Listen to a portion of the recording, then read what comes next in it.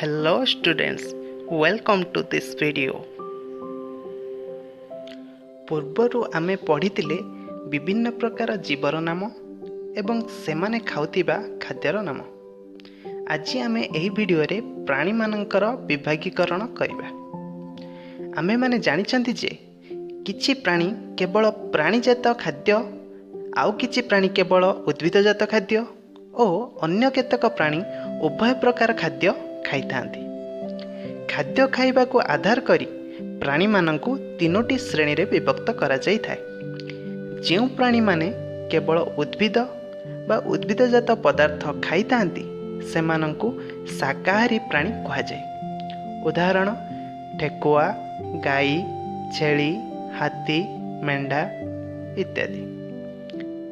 ଯେଉଁ ପ୍ରାଣୀମାନେ କେବଳ ଅନ୍ୟ ପ୍ରାଣୀମାନଙ୍କୁ ଖାଇଥାନ୍ତି ସେମାନଙ୍କୁ ମାଂସାଶୀ ପ୍ରାଣୀ କୁହାଯାଏ।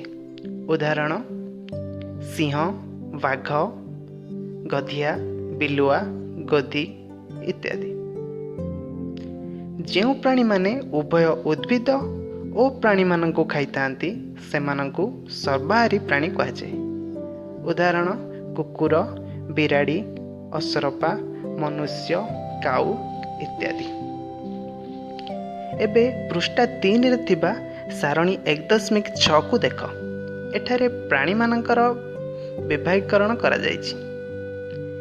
ଶାକାହାରୀ ଠେକୁଆ, ମାଂସାଶୀ ସିଂହ, ସର୍ବାହାରୀ କୁକୁର।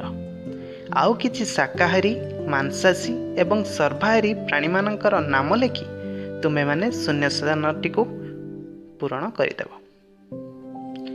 ଏହି ବିଷୟଟିରୁ ଆମେ ଶିଖିଲେ ଆମେ ଭିନ୍ନ ଭିନ୍ନ ଖାଦ୍ୟ ଖାଉ। ଖାଦ୍ୟ ମୁଖ୍ୟତଃ ପ୍ରାଣୀ ଓ ଉଦ୍ଭିଦରୁ ମିଳେ।